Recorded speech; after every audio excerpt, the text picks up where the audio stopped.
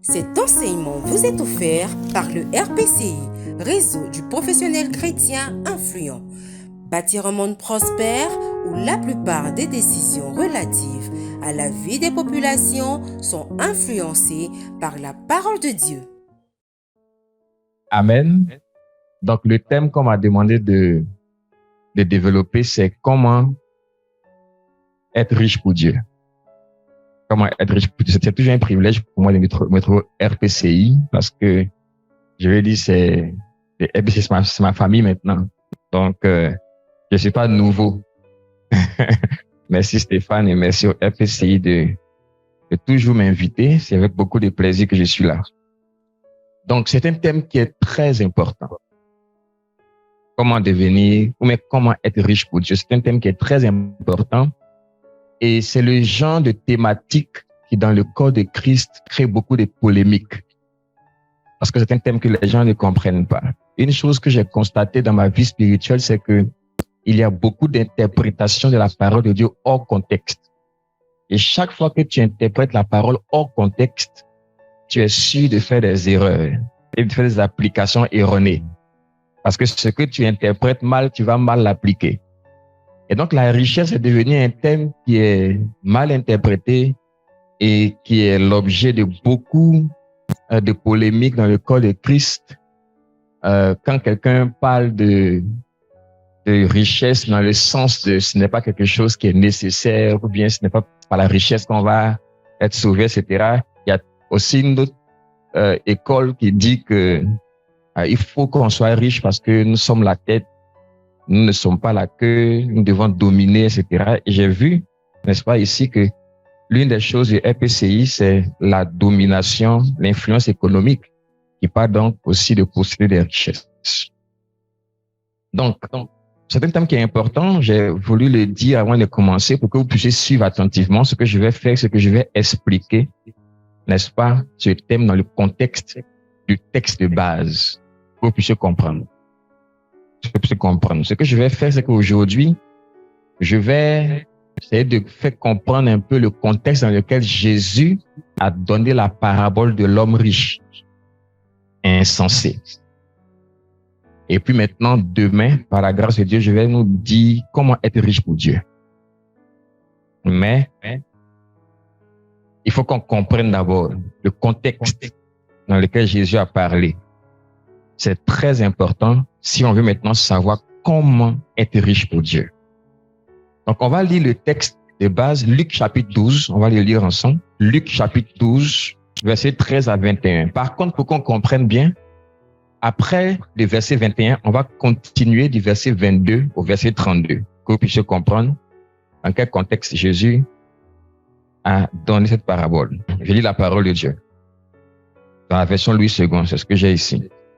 Quelqu'un dit à Jésus du milieu de la foule, « Maître, dis à mon frère de partager avec moi notre héritage. » Jésus lui répondit, « Ô homme, qui m'a établi pour être votre juge ou pour faire vos partages? » Puis il leur dit, « Gardez-vous avec soin de toute avarice, car la vie d'un homme ne dépend pas de ses biens, fût-il dans l'abondance. » La vie d'un homme ne dépend pas de ses biens, fût-il dans l'abondance. Et il leur dit cette parabole. Les terres d'un homme riche avaient beaucoup rapporté. Et il raisonnait en lui-même, disant, « Que ferai-je, car je n'ai pas de place pour serrer ma récolte? Voici, dit-il, ce que je ferai. J'abattrai mes greniers, j'en bâtirai de plus grands, j'y amasserai toute ma récolte et tous mes biens. Et je dirai à mon âme, tu as beaucoup de biens en réserve pour plusieurs années. Repose-toi, mange, bois et réjouis-toi. » Mais Dieu lui dit, verset 20, « Insensé, cette nuit même, ton âme te sera redemandée. Et ce que tu as préparé, pour qui cela sera-t-il? » Verset 21, « Il en est ainsi de celui qui amasse des trésors pour lui-même et qui n'est pas riche pour Dieu.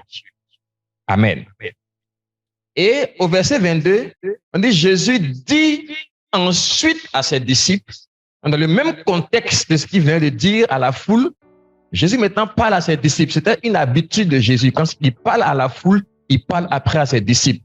Quand il dit une parabole à la foule, après il explique à ses disciples. Et donc au verset 22, Jésus dit à ses disciples, c'est pourquoi je vous dis. Ça veut dire que si vous voulez comprendre la parabole et le contexte, il faut continuer ce qu'il a dit à ses disciples.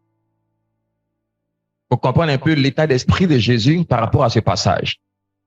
Il dit, c'est pourquoi je vous dis, ne vous inquiétez pas pour votre vie, de ce que vous mangerez, ni pour votre corps, de quoi vous serez vêtus. La vie est plus que la nourriture, et le corps est plus que le vêtement. Considérez les corbeaux, ils ne sèment ni moissonnent, ils n'ont ni cellier, ni grenier, et Dieu les nourrit. Combien ne valez-vous pas plus que les oiseaux? Qui de vous, par ses inquiétudes, peut ajouter une coudée à la durée de sa vie? Ici donc, vous ne pouvez pas même la moindre chose. Pourquoi vous inquiétez-vous du reste? Considérez comment croissent les lys. Ils ne travaillent ni ne filent. Cependant, je vous dis que Salomon même, dans toute sa gloire, n'a pas été vêtu comme l'un d'eux. Si Dieu revêt ainsi l'herbe qui est aujourd'hui dans les champs et qui demain sera jetée au four, à combien plus forte raison ne vous vêtira-t-il pas, gens de peu de foi? Il dit, et vous, ne cherchez pas ce que vous mangerez et ce que vous boirez.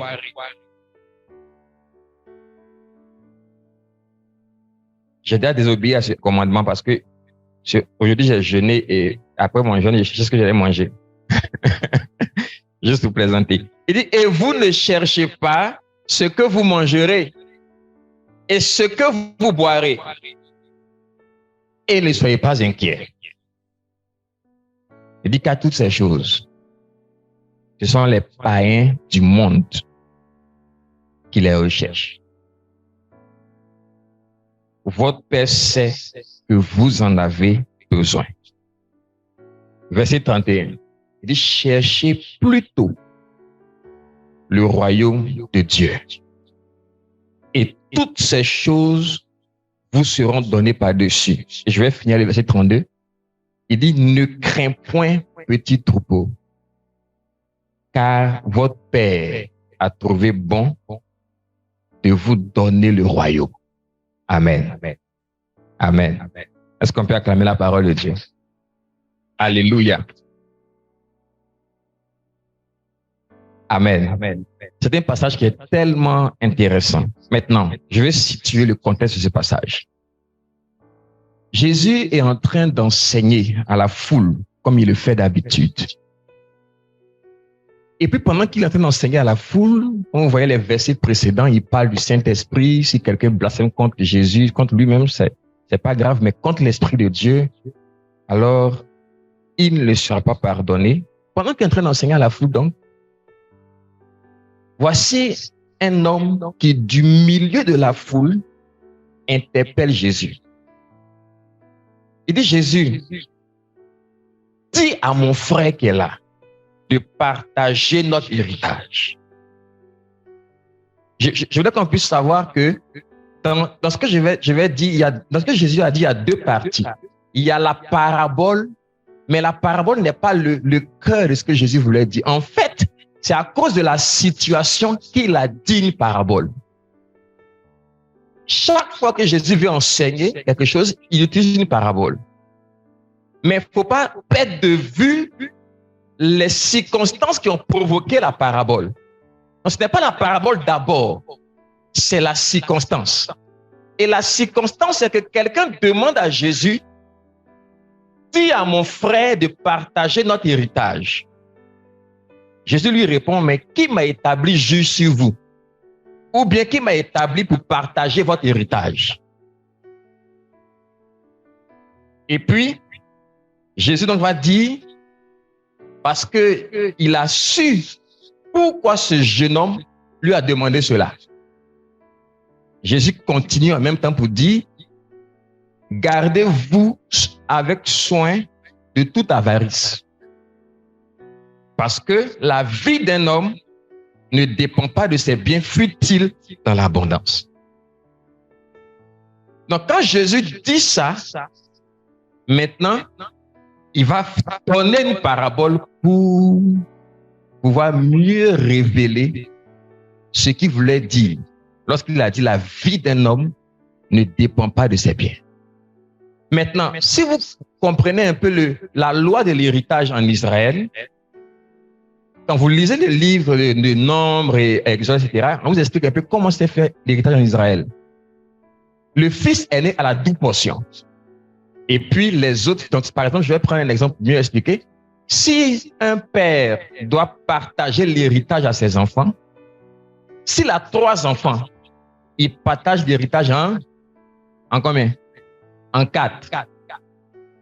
2 parties pour l'aîné et puis les 2 autres, n'est-ce pas, ont une part. Donc quand ce jeune homme dit à Jésus, dis à mon frère de partager l'héritage avec moi, ça veut dire que sûrement, et on peut le deviner, que ce jeune homme était peut-être un des cadets. N'est-ce pas? Et donc, il n'est pas satisfait du fait qu'il ait une part, alors que son aîné a 2 parts peut-être. Donc, connaissant Jésus, il sait que Jésus, c'est quelqu'un qui aime la justice. Il demande à Jésus, mais il faut dire de partager l'héritage. Parce que si c'était l'aîné, il n'allait rien dire. J'ai 2 parts, ils ont une part, pourquoi je vais dire de partager l'héritage? C'est sûrement quelqu'un qui avait moins de parts.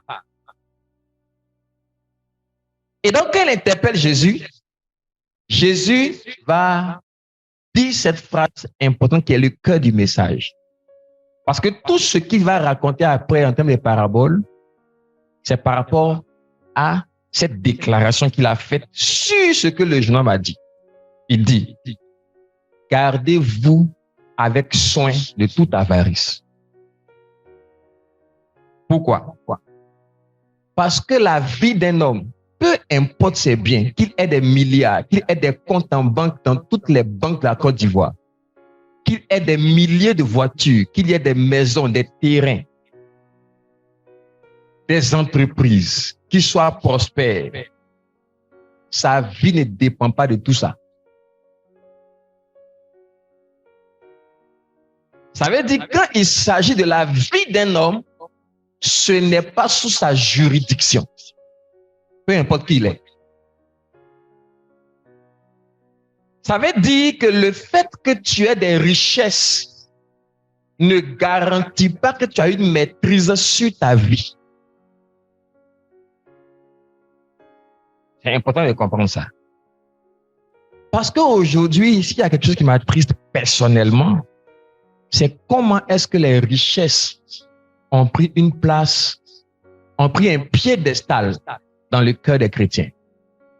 Que ça prenne une place dans le cœur de ceux qui ne connaissent pas Dieu, on peut comprendre. Mais quand aujourd'hui, avoir des richesses devient la préoccupation majeure du chrétien, c'est qu'il y a un problème de doctrine et d'enseignement dans la vie de ces chrétiens.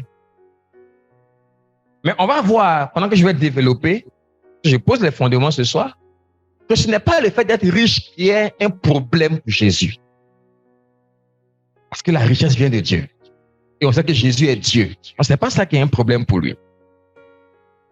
Mais avant de continuer, je veux qu'on parle des paraboles. Parce que je vais vous expliquer qu'il a donné une parabole. Qu'est-ce qu'une parabole? Je veux qu'on puisse échanger un peu. Qu'est-ce qu'une parabole?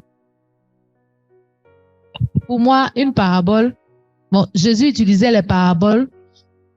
Ce sont des histoires imagées pour faciliter la compréhension de ce qu'il voulait exprimer au peuple. C'est une bonne réponse. Quelqu'un d'autre? Une bonne réponse, oui. Une parabole. Pour moi, les paraboles que Jésus racontait, c'était des images. C'est des images. Passer un message, mais qui n'est pas toujours accessible au grand public. Et c'est pour ça qu'il prenait soin d'expliquer souvent à ses disciples après la parabole. Ok, merci. Maintenant, pourquoi est-ce que Jésus s'exprimait en parabole? Ok, lisons Matthieu 13, 34 à 35. Tout cela, Jésus le dit aux foules en parabole, et il ne leur disait rien sans parabole, accomplissant ainsi la parole du prophète. J'ouvrirai la bouche pour des paraboles, je publierai ce qui fut caché depuis la fondation du monde. Première chose que Jésus fait avec les paraboles, c'est qu'il publie des principes, il publie des vérités, il publie des secrets qui existent ou qui sont établis depuis la fondation du monde. C'est important de comprendre ça. Ça veut dire qu'il y a certaines vérités qui sont établies depuis la fondation du monde. Et ce principe qu'on est en train de le voir aujourd'hui, vous pouvez le voir à travers toute l'histoire de l'humanité depuis la fondation du monde. Que la vie d'un homme ne dépend pas de ses biens. On a vu des gens qui avaient de l'argent et qui sont morts misérablement, qui sont morts prématurément, et des gens qui n'avaient rien, qui ont eu une longévité. La vie d'un homme. Et c'est un principe établi depuis la fondation du monde. La première chose que je veux qu'on puisse réaliser. La deuxième chose, Matthieu 13, 10 à 11. Les disciples s'approchèrent de Jésus et lui dirent, « Pourquoi leur parles-tu en parabole ?» Il leur répondit, « À vous, il est donné de connaître les mystères du royaume des cieux, mais ce n'est pas donné. » Amen. Et dans le verset 18. Vous donc, écoutez ce que veut dire la parabole du semeur. Amen. Donc, ce que Jésus est en train de faire, qu'est-ce qu'il dit? Jésus est en train de dire ça à ses disciples, qu'à travers les paraboles, il révèle les secrets ou les mystères ou les clés du royaume de Dieu. Toutes les paraboles de Jésus révélaient les clés du royaume, les mystères du royaume de Dieu. Et il dit à ses disciples, à vous, il a été donné de connaître les secrets du royaume. Mais à eux, non. Pourquoi? Pourquoi à eux, je parle en parabole? Pourquoi à eux, je parle en parabole? Parce qu'ils ont le cœur endurci. Parce qu'ils ont le cœur endurci. Parce qu'ils ont le cœur endurci, pour leur parler des mystères du royaume, il faut que j'emploie des paraboles. Mais vous, votre cœur est ouvert. Je peux vous parler des mystères. Et on va lire Matthieu 21, 43, 45. Je vous le dis, le royaume de Dieu vous sera enlevé pour être donné à une nation qui lui fera produire ses fruits. Et tout homme qui tombera sur cette pierre s'y brisera. Celui sur qui tombera, elle le réduira en poussière. Oui. En attendant les paraboles de Jésus, En entendant les paraboles de Jésus, les grands prêtres et les pharisiens avaient bien compris qu'il parlait d'eux. Il parlait d'eux. Mais ils ne peuvent pas dire qu'il parle d'eux. Mais ils ont compris qu'il parle d'eux. Parce qu'ils ont le cœur endurci. Et qu'est-ce qu'ils vont faire? Ils vont le tuer. Pour confirmer encore que le cœur est endurci. Et donc, les paraboles que Jésus donnait, c'est important de préciser cela, visaient en majorité, sinon toutes, à révéler les mystères du royaume. Et pendant l'enseignement, vous allez comprendre pourquoi c'est important que nous puissions comprendre qu'il parle du royaume de Dieu. Parce que ce que Dieu nous a donné, c'est le royaume de Dieu.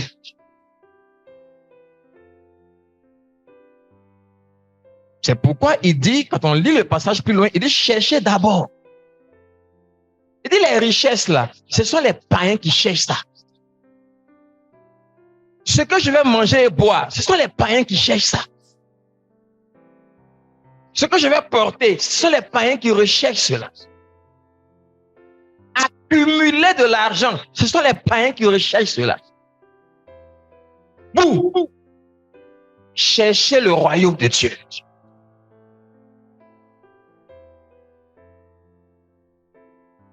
Est-ce que Jésus est en train de dire qu'il ne veut pas qu'on s'enrichisse? Est-ce que Jésus est en train de dire qu'il ne veut pas qu'on soit riche? Non. Et on va comprendre pourquoi il dit ça. Amen. Donc, quand vous voyez ce que Jésus est en train de dire ici, Jésus est en train de révéler un secret ou des mystères sur les richesses, la place des richesses dans la vie d'un homme, mais surtout, il parle du royaume de Dieu.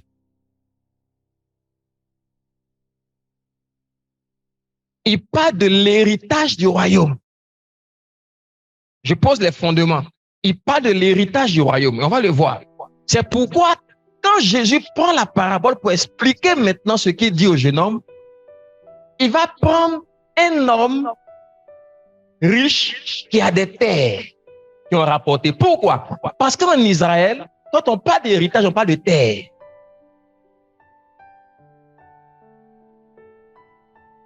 L'héritage en Israël était surtout et d'abord les terres. Souvenez-vous que quand Dieu a envoyé Moïse en Israël et qu'il a fait sortir le peuple, c'était pour qu'il aille prendre l'héritage de Canaan.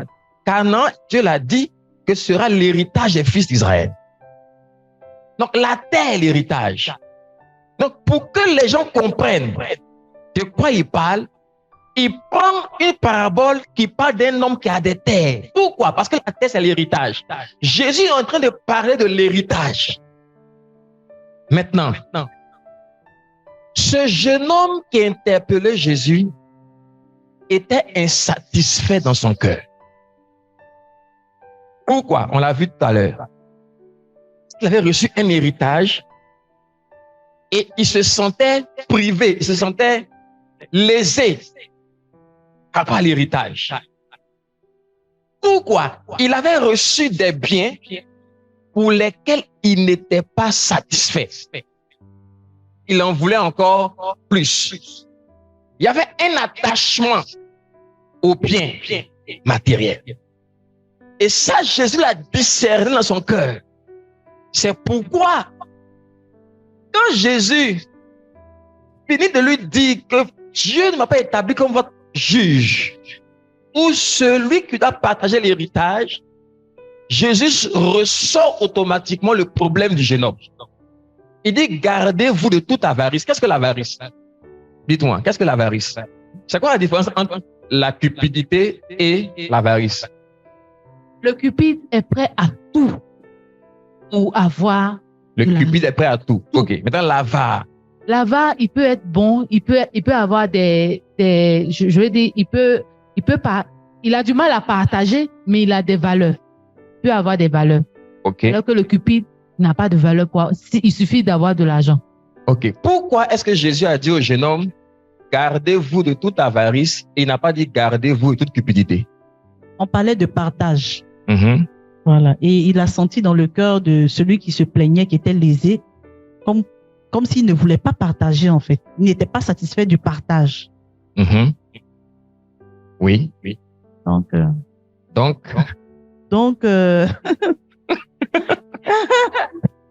Là-bas, c'est quelqu'un qui amasse pour soi et n'aime pas partager. Ça, c'est quoi? Le cupide, Mm-hmm. il peut partager parce que il est même généralement le philanthrope.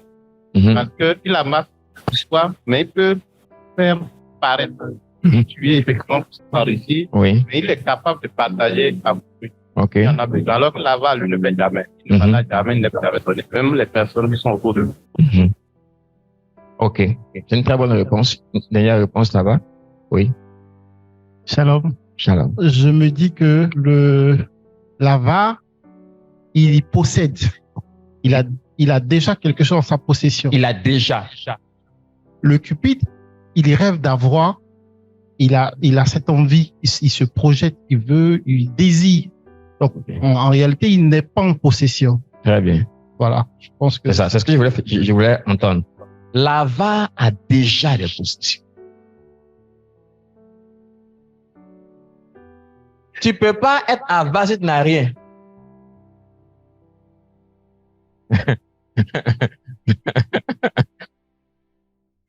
L'avare, il a des biens, il a de l'argent. Mais il y a quelque chose dans son cœur, l'avare. L'avare, c'est quoi son problème? Son vrai problème, c'est quoi? L'avare est attaché à ce qu'il a. Il a du mal à libérer cela. L'avare, c'est quelqu'un, c'est lui. Tout ce qu'il a, tous ses plans, tous ses projets, tout ce qu'il fait, c'est je, moi, je et moi. C'est ça l'avare. Il est attaché à ce qu'il a. C'est pourquoi quand vous voyez la parabole du riche insensé, qu'est-ce qu'on voit au verset 17 ici? Je veux qu'on puisse lire ensemble. Suivez très bien. Je pose les fondements. Si on ne comprend pas ces fondements-là, on ne peut pas être riche pour Dieu. Parce que ce qu'il faut savoir au point de coup de l'enseignement, je vais vous montrer que tu peux ne pas être quelqu'un de très riche financièrement. Tu peux être quelqu'un de moyen financièrement, pas très riche, pas de grands biens, mais être très riche pour Dieu. Être très riche pour Dieu. Et on va le voir. Tu peux être très riche pour Dieu. Et on va le voir. Disons le verset 17. Il dit quoi? Et il raisonnait en lui-même, disant, par rapport à ces biens qu'il a eus, par rapport à ces terres rapportés, il a commencé à raisonner en lui-même, en disant quoi? Voici ce que je ferai. Le premier jeu. J'abattrai mes greniers. J'en bâtirai de plus grands. J'y amasserai toute ma récolte et tous mes biens. Et, voici son erreur, c'est là que je vais développer. Et je dirai à mon âme. Ça veut dire que tout ce que l'homme avait, le riche faisait, il le faisait pour son âme. Je vais montrer très bien. C'est important de comprendre ça. Parce que demain, quand je vais développer comment on devient riche pour Dieu, ça sera plus simple à comprendre si vous comprenez les fondements que je pose aujourd'hui. Tout ce qu'il faisait, c'était pour son âme. Et je vais dire à mon âme, tu as beaucoup de biens en réserve. Mon âme, tu as des comptes. Mon âme, tu as des comptes fournis. Mon âme, tu as des actions en bourse. Mon âme, tu as des maisons. Ouais, tu as des maisons. Beverly, où ça encore? Des milliardaires. Mon âme, tu as des biens en réserve. Pour plusieurs années. Il a planifié. C'est-à-dire, quand il voit sa richesse là, c'est-à-dire que on est en 2023. Et ce qu'il a là, même s'il ne travaille pas en 2050, 2070, ça est là. Tu as des biens pour plusieurs années. Maintenant, il y a ce qu'il dit. Tous les mots sont importants parce que je vais relier ça au royaume de Dieu. Il dit, maintenant que tu as tout ça, repose-toi. Tous les mots sont importants. Écoutez-moi très bien, tous les mots sont importants dans la parabole. Il dit, repose-toi. Ensuite, il dit, mange, bois et réjouis-toi. Vous connaissez un peu, il y a un temps, il y avait une expression, on disait work hard, play hard. Vous avez entendu ça? Travaille dur, réjouis-toi. Faut jouer, faut être à l'aise. Mange, bois et réjouis-toi. Maintenant, Dieu lui dit, il faut ajouter aussi, meurs demain. C'est ça qu'il a oublié. Parce que Dieu te dit littéralement, tu mourras demain. Donc, faut dire, repose-toi, mange, bois, réjouis-toi, car demain ça vous rappelle rien ça? Mangeons et buvons, car demain nous mourrons. Vous vous souvenez? Qui en a parlé? C'est Paul qui a dit ça. En réalité, suivez-moi très bien, Dieu ne condamne pas l'enrichissement de cet homme. Jésus ne condamne pas le fait que le jeune homme ait un héritage. Ce qui condamne, c'est ça dont je vais parler, je consulte attentivement, il condamne le raisonnement qui accompagnait ses richesses. Il condamne l'état d'esprit qui accompagne ses richesses. Suivez-moi très bien. Être riche pour Dieu, ça n'a rien à voir avec ce que tu as ou tu n'as pas. Être riche pour Dieu commence avec l'état d'esprit ou le raisonnement qui accompagne ton enrichissement. Et je vais vous montrer pourquoi aujourd'hui il y a beaucoup de païens qui, à cause des chrétiens, ne viennent pas à Christ. Que révèle le raisonnement de ce jeune homme, de l'homme riche, que Jésus a transposé dans la parabole? Selon moi, son raisonnement révèle qu'il est son propre maître, qu'il est son propre Dieu, en fait, au point où il peut parler à son âme, en fait. Très bien. Son raisonnement révèle qu'il est son propre maître, qu'il est son propre Dieu, au point où il peut parler à son âme. Elle a très bien dit ça. Première chose. Deuxième chose que ça révèle, allons-y. Ça révèle qu'il ne se soucie pas des autres, qu'il ne pense qu'à lui-même. Oui, bien sûr. Je ne suis pas les autres, il ne pense qu'à lui-même. Merci. Ça révèle que sa richesse lui garantit la vie, en fait. Sa richesse lui garantit la vie. La vie. Très bien. Tout ce qu'on est en train de dire là, si vous voulez prendre note, prenez note. Parce que ça, c'est le fondement pour pouvoir devenir riche pour Dieu. Si vous comprenez ces éléments. Ça révèle que sa richesse, tu as dit, garantit sa vie. Oui. Que révèle son raisonnement? Pour moi, son raisonnement ici révèle qu'il est maître du temps. Il est maître du temps. Il programme lui-même ce qu'il fera demain. Il programme ce qu'il fera demain. Il parlera son âme et se reposera.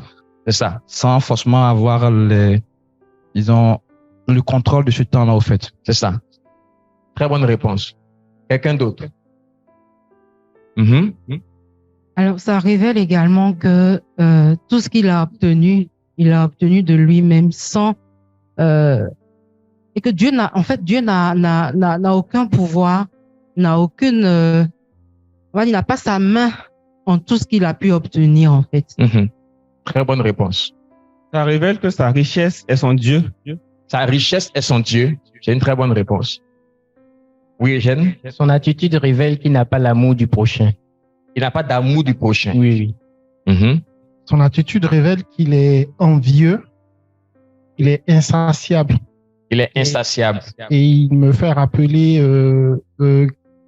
Akab avec Naboth, qui était roi, mais qui voulait encore céder la petite parcelle de son subalterne. Oui. C'est comme pour dire que voilà, il va toujours rechercher au-delà de ce qu'il a et il sera jamais rassasié en fait. Oui. Et un autre truc, c'est qu'il ne respecte pas même les principes même établis par ses pairs. Le fait de demander l'héritage ou sinon la portion de son frère, c'est comme s'il remettait en cause les fondements même de leur tradition. C'est ça. C'est grave. Son attitude révèle qu'il ne craint pas Dieu. Qu'il ne craint pas Dieu du tout. Oui. Moi, pour ma part, son attitude révèle qu'il se suffit lui seul. Il se suffit Et il y a une parole qui vient dans mon esprit, c'est « Il n'est pas bon que l'homme soit seul » et il va à l'encontre de cette parole. Explique mieux ça. En fait, en disant qu'il n'est pas bon que l'homme soit seul, je parle de la création en Genèse, OK. d'Adam et Ève. OK.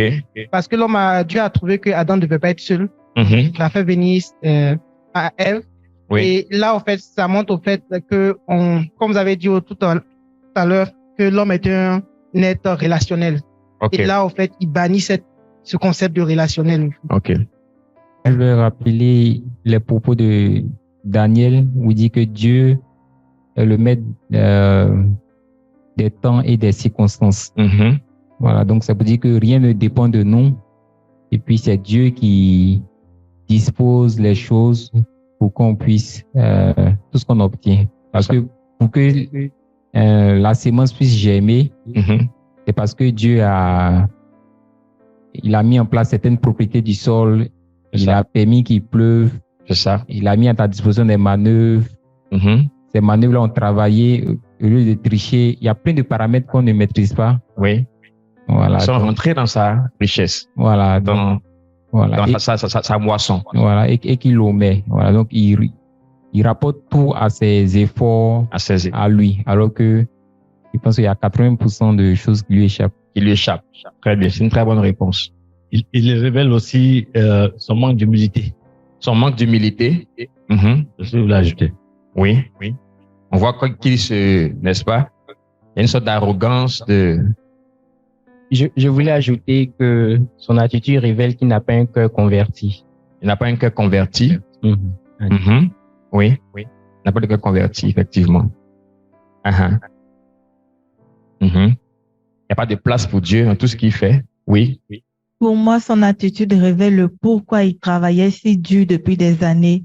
C'est-à-dire que il travaillait dur, il faisait tous ses efforts. En réalité, c'était uniquement que pour lui pouvoir jouir seul à la fin. Donc, c'est que l'objectif, en fait, de tout son labeur, c'était uniquement pour lui et rien pour les autres. Ça, c'est une excellente réponse. Merci. Son attitude révèle qu'il a donné pouvoir à la richesse, au bien matériel. Oui. Il a donné un pouvoir. Un pouvoir aux richesses. C'est bon. Une dernière réponse. Tu veux dire quelque chose? Son attitude révèle que il pense même pas au royaume des cieux. Il ne pense pas au royaume des cieux. Il pense, sa vie se limite à la terre. Mange, bois, repose-toi, réjouis-toi. Oui. Voilà. Merci. Tout ce que vous avez dit est vrai. Et je vais juste organiser ce que vous avez dit pour que vous puissiez voir ce que révèle le raisonnement de l'homme riche insensé. Et que Jésus a voulu dépeindre. Jésus a voulu dépeindre par la parabole. La première chose que révèle son raisonnement et qui a fait qu'à la fin de la parabole, Jésus dit que cet homme n'est pas riche pour Dieu. La première chose, celui qui veut noter peut noter, c'est que cet homme s'inquiétait de l'avenir. Il s'inquiétait de l'avenir. Quand tu t'inquiètes de l'avenir, il y a un système de pensée qui se déclenche automatiquement en toi, qui te fait avoir un certain type de comportement par rapport aux richesses que tu as. Quelqu'un qui s'inquiète pour l'avenir, si Dieu vient et lui dit, les économies que tu as faites pendant les 10 dernières années, je veux que tu ailles tout prendre pour s'aimer dans mon œuvre, il ne le fera pas. Vrai ou faux? Je veux que vous me suivez attentivement. Quelqu'un qui s'inquiète de l'avenir, qui a mis en place un compte épargne ou qui a mis en place une assurance études pour ses enfants, parce qu'il veut les emmener aux États-Unis pour étudier. Si Dieu vient et lui dit, je suis Dieu, ce que tu as obtenu en 15 ans d'épargne, je peux te donner cela en 1 an. Ce que tu as épargné pendant 15 ans, et fais ceci pour moi. il ne le fera pas. Vrai ou faux? Qui ici a fait des épargnes ou a ouvert un compte pour l'avenir, qui a fait au moins 5 ans déjà? Dieu dit, il y a des pauvres dans tel village. Si tu es prêt, va casser ton compte là, prends, et je veux que tu mettes en place tel projet pour ces pauvres-là. Qui peut le faire? Qui aura du mal à le faire, même s'il doit le faire? Qui va douter au moins pendant des mois que c'est Dieu qui lui a parlé? Donc, il ne faut pas déjà blâmer les riches insensés. Il ne faut pas les blâmer. C'est comme les pharisiens là.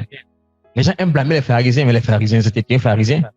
Ou bien Israël en Égypte, ils sont sortis, puis ils ont murmuré, ils ne sont pas rentrés à Canaan. On les blâme souvent. Mais si toi, tu avais vu les géants de Canaan là, ça, tu pouvais pas dire. Donc, je suis en train d'aller doucement et de rendre ça interactif pour que vous compreniez un certain nombre de choses. La première chose, c'est qu'il s'inquiétait de l'avenir. Tu ne peux pas être riche pour Dieu si tu t'inquiètes de l'avenir. C'est pourquoi quand Jésus finit de dire la parabole, la première chose qu'il explique à ses disciples, la toute première chose qu'il explique à ses disciples par rapport à la parabole, il dit, ne vous inquiétez pas pour votre vie. Quand il finit de dire la parabole à la foule et qu'il doit l'expliquer à ses disciples, comme il le fait à son habitude, la première chose que Jésus dit à ses disciples pour expliquer la parabole, il dit, c'est pourquoi je vous dis à vous, à qui je révèle, n'est-ce pas, les secrets du royaume, vous à qui j'explique les paraboles, ne vous inquiétez pas pour votre vie. C'est pourquoi c'est difficile de trouver des chrétiens qui sont riches pour Dieu. C'est facile de servir Dieu, de participer aux activités. C'est facile d'adorer, de prier. C'est facile d'évangéliser. C'est facile. Mais quand il s'agit d'être riche pour Dieu, c'est compliqué de trouver des chrétiens riches pour Dieu. La première chose, c'est l'inquiétude. Il dit, ne vous inquiétez. Et cet homme dit, j'ai beaucoup en réserve. Il planifiait pour l'avenir. Pour plusieurs années. C'était pas que c'est mauvais de planifier. Mais Jésus a su dans quel état d'esprit il planifiait pour plusieurs années. Amen. Amen. Et l'une des caractéristiques des gens avares, c'est qu'ils s'inquiètent. Il a besoin d'une chaussure. Il voit la chaussure. 80 000. Si j'enlève 80 000 pour acheter la chaussure là, il va rester 250 000. 250 000 là. Quand je planifie ça sur 3 mois, non, il faut que je laisse les 80 000. Pour que ils ont des calculs sur l'avenir. C'est un mindset. L'inquiétude. Retenez que tu ne peux pas être riche pour Dieu si tu t'inquiètes pour ta vie. Dieu n'a pas de problème que tu aies des richesses. Dieu a un problème que tu t'inquiètes pour ta vie. Tous ceux qui s'inquiètent pour leur vie ne recherchent pas le règne de Dieu en premier. C'est pourquoi, si Dieu dit de prendre ce que tu as planifié et que tu as économisé depuis des années pour pouvoir l'investir dans un projet du royaume, tu ne peux pas. Parce que tu t'inquiètes de l'avenir et parce que donc le royaume de Dieu n'est pas ta priorité. Tous ceux qui s'inquiètent ont un problème de priorité par rapport au règne de Dieu. La deuxième chose, je veux qu'on puisse noter que Jésus révèle chez le riche insensé, c'est la juridiction de l'âme. L'âme fait partie de la juridiction de Dieu. Dieu a dit, l'âme du Père comme l'âme du Fils m'appartiennent. Il dit, toutes les âmes m'appartiennent. Ton âme appartient à Dieu, que tu sois chrétien ou pas. Et donc, tu n'as pas de pouvoir sur ton âme. Le sort de ton âme est de la juridiction de Dieu. C'est pourquoi des gens peuvent faire des plans sur 10 ans et dans 2 jours, ils meurent. C'est pas qu'ils étaient en mauvaise santé. c'est pas qu'il n'avait pas d'argent, mais il est mort. Ton âme est de la juridiction de Dieu. Cet homme dit à son âme, il dit à son âme, tu as beaucoup de biens en réserve. Tu peux manger, tu peux boire, tu peux te reposer pour plusieurs années. Mais comment tu sais que ton âme sera là pour plusieurs années? La troisième chose, et qui est la plus importante, que révèle la parabole, c'est que le raisonnement et le système de pensée de ce riche insensé communiquait la vie de quelqu'un qui est en contradiction avec la priorité du royaume de Dieu. Et ça, je vais mieux l'expliquer demain. Pour vous montrer comment on devient riche pour Dieu. Sa vie était en contradiction. Sa vie était un mépris de la résurrection des morts. Je vais vous expliquer. Il y a beaucoup de gens qui vivent comme si il n'y avait pas une vie après la mort. Il y a beaucoup de gens qui raisonnent comme s'il n'y avait pas une résurrection des morts. Et on va lire ce passage de Paul pour que vous compreniez de quoi il s'agit. Prenons 1 Corinthiens 15. Et pourquoi nous aussi courons-nous des dangers à chaque instant? Chaque jour, j'affronte la mort, et cela, frère, est votre fierté que je partage dans le Christ Jésus notre Seigneur. S'il n'y avait eu que de l'humain dans mon combat contre les bêtes à Éphèse, à quoi cela m'aurait-il servi? Si les morts ne ressuscitent pas, mangeons et buvons, car demain nous mourrons. Ne vous y trompez pas. Les mauvaises compagnies corrompent les bonnes mœurs. Reprenez donc vos esprits et ne péchez pas. En effet, certains d'entre vous n'ont pas la connaissance de Dieu. Je vous le dis à votre honte. Amen. C'est le point central de la révélation que Dieu donne sur le raisonnement du riche insensé. Pour nous qui sommes arrivés à la fin des temps, c'est la leçon fondamentale. Lorsqu'il dit à son âme, mange, bois et réjouis-toi, c'était quelque chose que disaient les gens au temps de l'église de Corinthe, l'église primitive apostolique. Il y avait des gens qui disaient qu'il n'y avait pas de résurrection des morts. Et donc, ils avaient un style de vie de jouissance des biens matériels de la vie présente. Donc, il y a eu cette hérésie ou cette doctrine qui a commencé à dévaster l'église de Corinthe. Donc, lorsque Paul écrit l'épître, Paul adresse un certain nombre de problèmes dans l'église de Corinthe. Il adresse ce problème.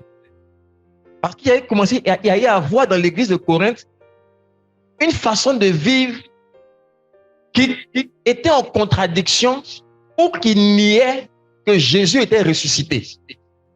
Si Jésus n'est pas ressuscité, s'il n'y a pas une vie après la mort, s'il n'y a pas une vie après la mort, si tout ce qu'on espère, c'est sur cette terre, buvons, mangeons, parce que demain nous mourrons. Et donc l'homme riche dit à son âme, bois et mange. Bois et mange et réjouis-toi. Bois et mange et réjouis-toi. Et Paul dit, mais il y a une façon de vivre que nous avons choisie parce que nous savons que Jésus est ressuscité. Et si Jésus est ressuscité, c'est que les morts ressuscitent. Et si les morts ressuscitent, c'est qu'il y a une vie après la mort. S'il y a une vie après la mort, cette vie se prépare aujourd'hui. Et cette vie se prépare avec nos richesses du temps présent. Amen. C'est pourquoi l'apôtre Paul leur dit que est-ce seulement des vues humaines que j'ai combattu à Éphèse. C'est-à-dire que Paul a fait beaucoup de combats à Éphèse, des combats spirituels terribles. Parce que Éphèse, c'est une ville où il y avait beaucoup d'occultisme, beaucoup de magie. Mais pourquoi il les faisait? À cause de l'église, à cause du message de la croix. Mais pourquoi il le faisait? Parce que Jésus est ressuscité. Parce qu'il y a une vie après la mort. Tu ne peux pas être riche pour Dieu Si tu ne vis pas sur le fondement que Christ est ressuscité et qu'il y a une vie après la mort, tu ne peux pas être riche pour Dieu. Parce que tout ton raisonnement et tes façons de faire seront fondées sur la vie présente. Regardez, c'est pourquoi chaque fois que nous recevons des biens ou de l'argent, ton salaire ou des dons, des offrandes qu'on te fait,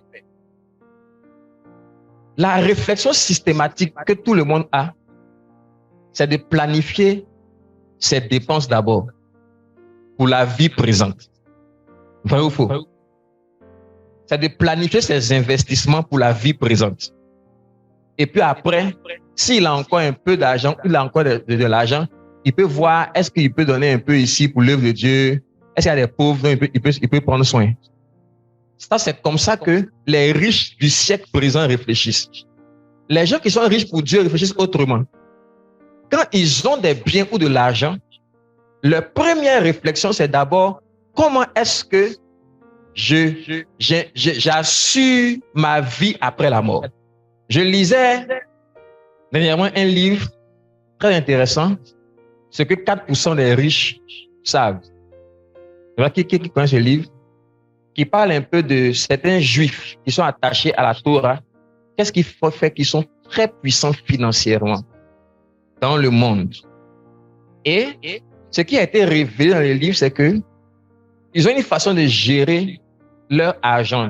Ils ont une éducation financière qui est unique et qui est tirée de la Torah. Lorsqu'ils reçoivent leur argent, que ce soit leur salaire ou tout ce qu'ils ont comme argent, ils ont un système d'enveloppe où ils vont commencer à mettre de l'argent, ils vont diviser l'argent selon les enveloppes. La première chose qu'ils mettent de côté, c'est leur dîme. La deuxième chose qu'ils mettent de côté, ce sont les offrandes. Toutes les offrandes qu'ils vont faire pour des pauvres, pour l'œuvre de Dieu, pour des gens qui ont des besoins, etc. Ce sera la deuxième enveloppe. La troisième enveloppe, ça sera leur épargne. La quatrième, ça sera leurs investissements. Quand on finit ces 4 enveloppes, la cinquième, ce sont les dépenses de la vie présente. Hein? De reprendre. Donc, vous voyez que quand ils reçoivent des biens, leur raisonnement fait en sorte que ils relâchent ce qu'ils ont d'abord pour s'assurer de la vie après la mort. Parce qu'il y a une résurrection des morts. Avant de s'occuper des choses de la vie présente.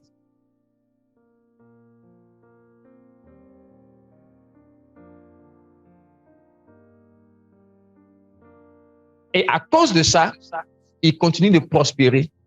Et pourtant, ce n'est pas des chrétiens, mais c'est des juifs qui sont attachés aux principes financiers de la Torah. Et on leur a appris que quand tu as de l'argent, tu enlèves d'abord la dîme, ensuite tu penses d'abord aux pauvres et à toutes les nécessités. C'est d'abord ça. Dans tout ce que tu as comme argent, c'est d'abord eux. C'est systématique pour eux. C'est quand tu as fini avec ça, tu commences à penser maintenant à tes épargnes et à tes investissements. Et en dernière position, ce qui reste maintenant, c'est pour tes dépenses.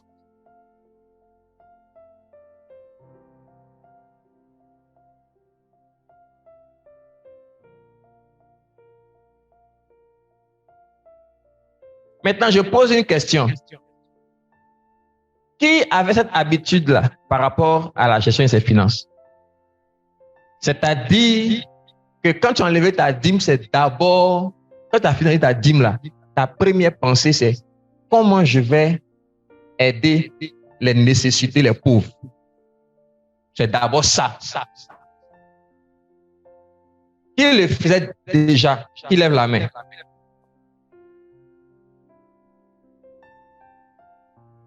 Amen. Donc, vous voyez que ce riche insensé est loin de ça. Parce que son système de pensée révèle quelqu'un qui s'inquiète, quelqu'un qui pense avoir le pouvoir sur son âme et quelqu'un qui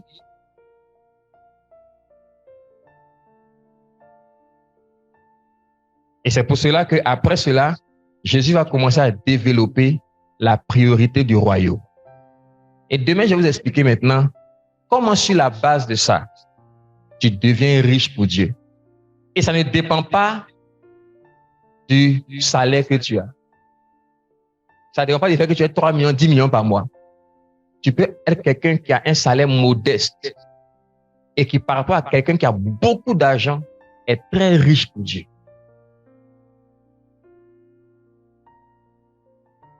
Amen. Est-ce que quelqu'un a compris ce que j'ai dit ce soir? Et demain, on va en parler. Et demain, vous allez voir que ce style de vie des riches pour Dieu, ce sont des gens qui cherchent d'abord le royaume. C'est ce que Jésus a dit. Il dit, vous, ne cherchez pas tout ce que les païens recherchent. Ce jeune homme-là, c'est un système de pensée de païens. Les païens, ce qu'ils recherchent dans la vie, d'abord, c'est les richesses. Ce qu'ils recherchent, c'est ce qu'ils vont manger, ce qu'ils vont boire, ce qu'ils vont porter, comment ils vont accumuler et amasser des richesses. C'est leur priorité quand tu ne connais pas Dieu. C'est pourquoi demain, quand je vais vous parler de comment on devient riche pour Dieu, le nerf central de cela, c'est la connaissance de Dieu. C'est pourquoi dans le passage qu'on a lu, l'apôtre Paul dit que ne vous y trompez pas. Tous ne connaissent pas Dieu. Pas faux. C'est ce qu'il a dit quand on vient de lire. Les gens ne connaissent pas Dieu. Ça veut dire que les gens qui ne sont pas riches pour Dieu, c'est des gens qui ne connaissent pas Dieu. Ne connaissent pas Dieu. Quand tu ne connais pas Dieu, tu t'inquiètes pour ta vie. Quand tu ne connais pas Dieu, tu penses que tu as le pouvoir sur ton âme. Et quand tu ne connais pas Dieu, ton style de vie est en contradiction avec le message de la résurrection de Jésus. Ces 3 éléments montrent que tu ne connais pas Dieu. Et ces 3 éléments sont les fondamentaux de quelqu'un qui n'est pas riche pour Dieu et qui ne peut pas devenir riche pour Dieu. On va finir avec un dernier verset, Jérémie 9, 23 à 24. Ainsi parle le Seigneur, que le sage ne se vante pas de sa sagesse. Suivez maintenant, il dit que le sage ne se vante pas de sa sagesse. Que le fort ne se vante pas de sa force. Que le fort ne se vante pas. Dans les versions, on dit ne se glorifie pas de sa force. Et puis ensuite, il finit par quoi? Que le riche ne se vante pas de sa richesse. Que le riche ne se vante pas ou ne se glorifie pas de sa richesse. Un peu comme le riche est censé. Mais il dit quoi? Au contraire. Mais celui qui veut se glorifier, il se glorifie plutôt. Ça veut dire que Dieu n'est pas contre le fait que tu puisses te glorifier. Mais il dit, si tu veux te glorifier, voici ce dont tu dois te glorifier. Vas-y. Avoir de l'intelligence pour me connaître, moi le Seigneur, qui exerce sur la terre la fidélité, le droit et la justice. Donc celui qui veut se glorifier, qui se glorifie d'avoir l'intelligence de me connaître. Donc qui se glorifie de la connaissance de Dieu. Et qu'est-ce qui caractérise la connaissance de Dieu? C'est que Dieu, ce à quoi il prend plaisir sur la terre, c'est d'exercer la bonté, le droit et la justice. Tous ceux qui ont un style de vie dans ce sens sont riches pour Dieu. Donc la connaissance de Dieu devient la clé. Amen. Amen. J'en ai parlé déjà à certains de mes collaborateurs qui sont ici. Je suis en Afrique du Sud pour une formation. Et puis, l'un de nos formateurs nous parlait d'un partenaire du ministère. C'est une école de leadership. Et un de leurs partenaires est un homme d'affaires. Cet homme d'affaires a signé une convention. Et lui et son épouse ont demandé combien gagne un pasteur ordinaire, un missionnaire ordinaire. Quand ils lui ont dit quel était le salaire, il a décidé de se donner ce salaire chaque mois. Mais il a signé une convention pour que chaque mois, je ne dis pas chaque année, chaque mois, son entreprise à travers une fondation chrétienne libère les richesses de l'entreprise dans des ministères et des œuvres chrétiennes à hauteur de 30 millions de dollars chaque mois. Ça fait combien de francs CFA? Ça fait combien? Chaque mois, son entreprise finance les œuvres chrétiennes à hauteur de 30 millions de dollars. Mais lui et son épouse, qui sont les propriétaires de l'entreprise, ont décidé de vivre sur le salaire d'un pasteur ordinaire dans un appartement ordinaire. Parce que quand on parle d'être riche pour Dieu, il y a des niveaux. C'est important que... Amen. C'est important que ces exemples-là, qui sont des exemples de la vie réelle, soient partagés avec vous. Que vous compreniez que il y a des gens qui le font déjà, mais qu'on ne connaît pas, qui ne passent pas sur les médias, qui ne se vantent de rien sur aucun réseau social ou aucun média, mais qui le font dans la discrétion. Et vous ne le saurez jamais si les partenaires qui les connaissent ne le disent pas. Et nous, ils nous l'ont dit, c'est un des partenaires du ministère de leur école de leadership. C'est un de leurs partenaires. Et cet homme-là est un des amis du responsable de l'école de leadership. C'est un de ses amis. Donc, ce n'est pas quelqu'un qui est très loin, c'est son ami. Que Dieu nous bénisse. Merci de nous avoir suivis. Retrouvez-nous sur notre site internet et sur nos réseaux sociaux Facebook, YouTube et LinkedIn.